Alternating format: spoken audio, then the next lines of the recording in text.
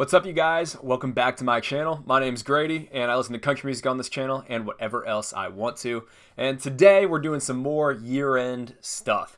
By now, you should have already seen my top 10 albums of 2018, and now I'm going to do the song version of these same lists. But it's so hard to know how you do like the top 10 songs of 2018 because there's kind of like singles and then there's all of these album cuts. And so I feel like it is sort of apples and oranges. You're looking for different things from a single is something that maybe you might find like really catchy, or it's the right level of broad appeal with some sort of great lyric. And then album cuts can go way deeper and they don't need to worry about that kind of earworm factor that radio does. And so you're kind of looking at different things, and there's so many good songs that I want to highlight. So I've decided to split the songs list into two separate videos. So today's video is going to be the top 10 hit songs of 2018. That's going to be something that is on the year-end Billboard Hot Country Songs Top 100 tracks. So I'm including all things that are on that list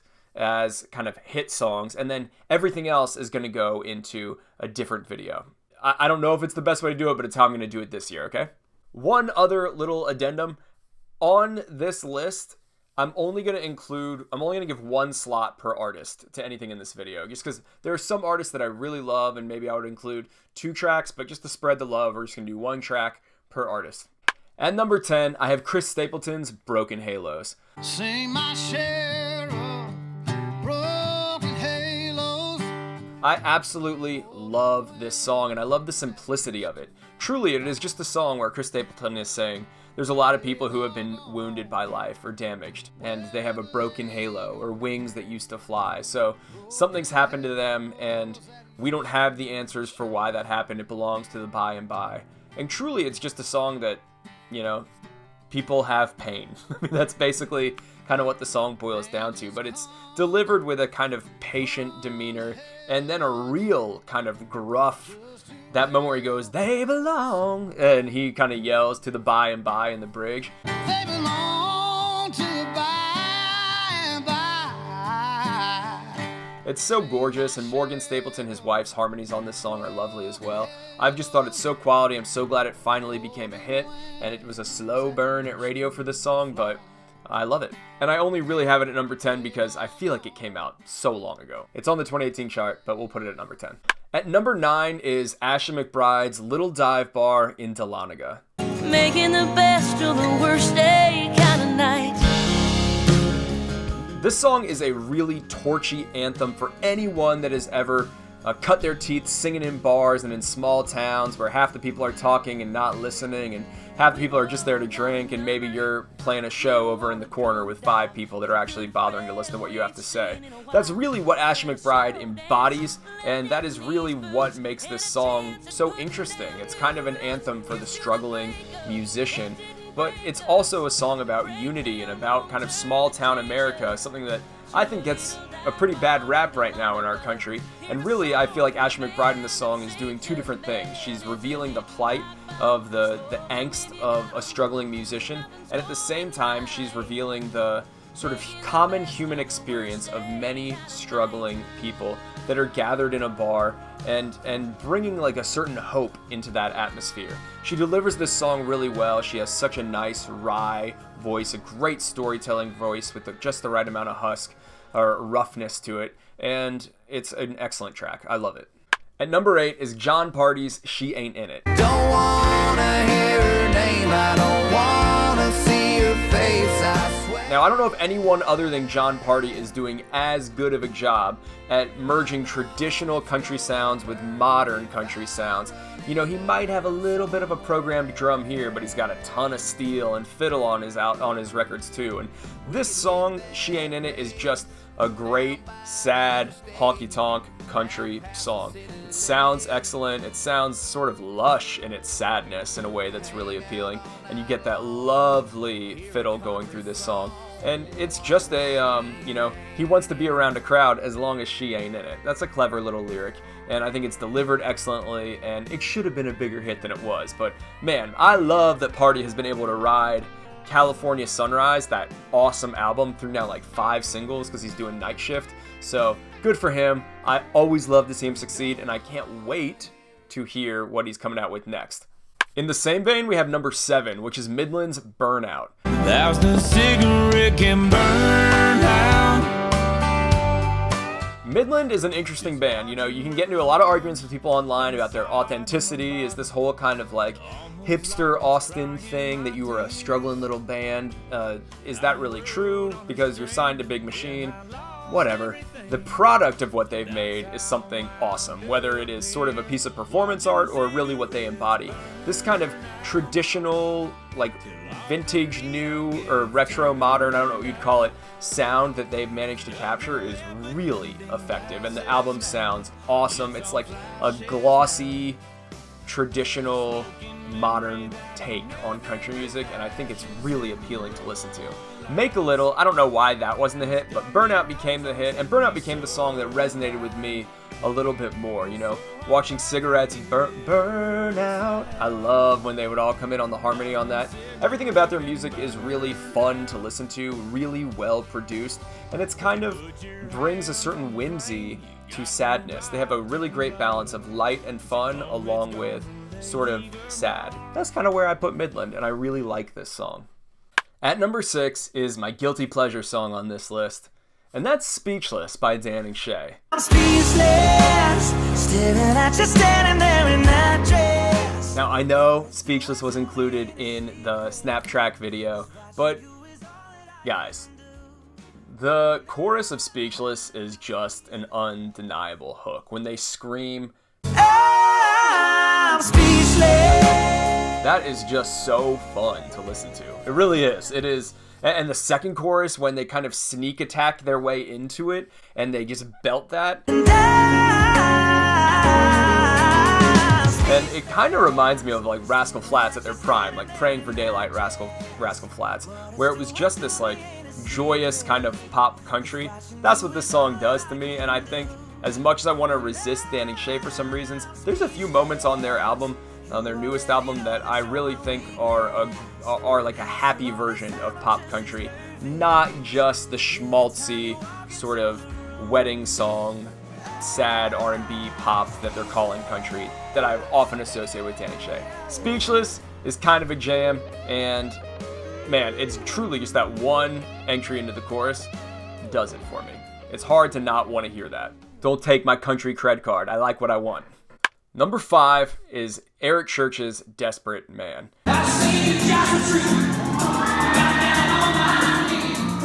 This song is just so weird in the context of country radio. It is sort of funky, and you've got these backing singers where they're ooh, ooh, ooh, ooh, and you got all the kind of like little skittering, like they're playing a washboard or something down at the creek. This song just it has a really cool build with shakers, and it just feels sort of vivacious and naughty and searching, and that's really what this song is about. He's a desperate man. Eric Church wrote this with Ray Wiley Hubbard, and they captured a really evocative but perfectly vague lyric about Eric Church just being on the search for meaning somewhere, somehow. And the song really is rollicking in that. He's like really affirming that I am a desperate man. And he gets into this bridge where he kind of riles himself up and says like, I'm a cold, hard, to the hilt, don't push me, grown-ass man.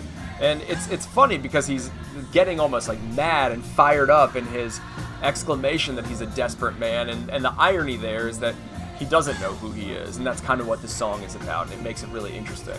This song's just a ton of fun, it's funky, it's loud, and it's just different than a lot of what else you're getting on the radio, and that makes it really stand out to me, and it made it a really strong launch to his album of the same name. Number 4, I'm saying Cole Swindell's Breakup in the End. Even though we break up in the end. I've never been a huge fan of Cole Swindell, and in fact, I've been a huge critic of his, and really not liked some of the songs that I've thought were sort of skeezy, things like Hope You Get Lonely Tonight, which just feels kind of emotionally manipulative to me. I don't love when he calls girls like his little beer holder. I'm like, that's sort of patronizing. But with Breakup in the End, which was the launch single from his most recent album, it was just a huge step forward in maturity for him. It was this gorgeous track about wanting to relive parts of a relationship that had gone wrong. And I thought that was a really interesting take on a relationship and something really mature and sad at the same time. I would want to do all these things even though we break up in the end. That's how worth it was. That's what you meant to me. And I think it was delivered really gently. It allowed the instrumentation in its sparseness, really allowed the song to breathe, and it needed to breathe, because it could have been dressed up into something that felt really skeezy with too many snaps or something, but they're not there. It's just light and lovely. It took a lot longer for it to take off maybe, but I hope that it kind of set in people's heart a little firmer. There's also good details in this song. I love when he says, Still kiss you by the shuffleboard. I love that. I love hearing the word shuffleboard. It's just fun to hear fun words, you know? So that's my number 4 song, and hey, I like a Cole Swindell track. Number 3, I'm saying Drowns the Whiskey by Jason Aldean and Miranda Lambert. It's how your memory drowns the whiskey. Now, Jason Aldean is another person that, like Cole Swindell, got really caught up in the bro country era. He can make it really hard to root for him sometimes. But with Drowns the Whiskey, I think he just crafted a phenomenal track. This is a song about trying to drown out the memory of an ex, and that's what whiskey is supposed to do. But that memory of that ex is so strong that the memory drowns the whiskey. It's not even strong enough to do that. I think that this is just a cool lyric. It's a cool concept for a song. It's a really tight song, and I think having it be a duet really adds a haunting element to the whole thing. And Miranda and Jason's voices play off each other quite well, and they kind of build this sense that, oh, they're not able to get over each other. I think having just that male-female sound does that really well. I think the sound of the track is nice, the instruments are nice, and look, even someone that I've kind of reviled for a long time, and I do not think Rearview Town is a good album by Jason Aldean, can make some really, really good music. At number 2, I've got Luke Combs, When It Rains, It Pours. Sunday morning, man, she woke up fighting mad. Now, there are some of you guys out there that I'm sure are saying, what, if you can only include one song by each artist, you're including When It Rains, It Pours over She Got the Best of Me?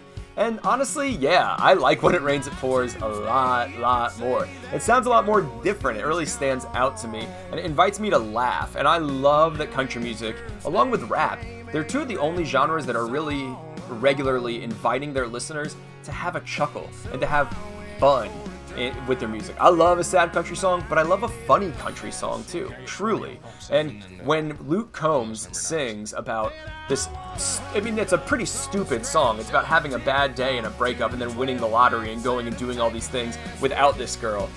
And it's just so funny to me. And I love when he says, I don't have to see my ex-future mother-in-law anymore. Yeah, when it rains, it pours. Great turn of phrase. Obviously, it means like when things are really bad, they're really bad.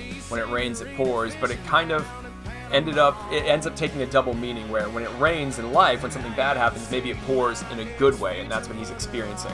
I just think that it's sort of just a strange song and one that is so likable, and it really shows off his voice in an appealing way, and it's just the right, fun song. Before we get into the number 1 song, let me take you through a couple honorable mentions, things that almost I would put in my top 10 of these 100 songs that were on the Hot Country Songs list, but I didn't put in my top 10. But things that I still like. Get to You by Michael Ray. I really like this song, and I think it is a really beautiful, agile vocal, and the whole get to you, or whatever he does, that's pretty. I like when he does that. Cry Pretty by Carrie Underwood. Man, this song, it hit me like a ton of bricks when it first came out. I don't know that it has kept that kind of walloping emotion every time I've heard it. Sometimes it can feel like it drags a little as I've listened to it in subsequent listens, but man, I still think it's a really, really strong song, and I think the emotion of it definitely comes through, and I think it was the right launch for Carrie Underwood's album, and I think it's cool, the whole sentiment of it. Millionaire by Chris Stapleton is a great song, but like I said, only including one from each artist. Simple by Florida Georgia Line is a guilty pleasure. It's a little bit like Edward Sharpe and the Magnetic Zeros. Honestly, I think it's a major step in the right direction for Florida Georgia Line that they've now undone with their new single Talk You Out of It, but I like Simple. Doing Fine by Lauren Elena. I've given Lauren Elena a lot of love on this channel for that album Road Less Traveled. I think it's a great pop country record, and Doing Fine was a really nice song. But they should have put out 3, or they should have put out Same Day, Different Bottle, the classic from that album that should have been.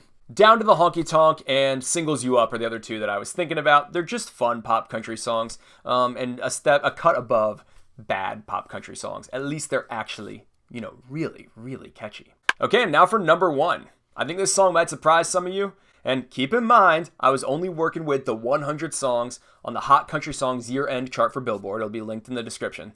But my number 1 song from that list is Greatest Love Story by Lanco. I was gonna be your forever, and you were gonna be my wife. This is like a perfectly packaged, beautiful, sweet, cheesy song. It really is. I mean, I think the lead singer's voice sounds incredible on it. I think he delivers the story really well. I think there's tension in this simple little romantic story of high school love to marriage. And I like that there is a narrative twist at the end where we switch tenses and says we're gonna be the greatest love story.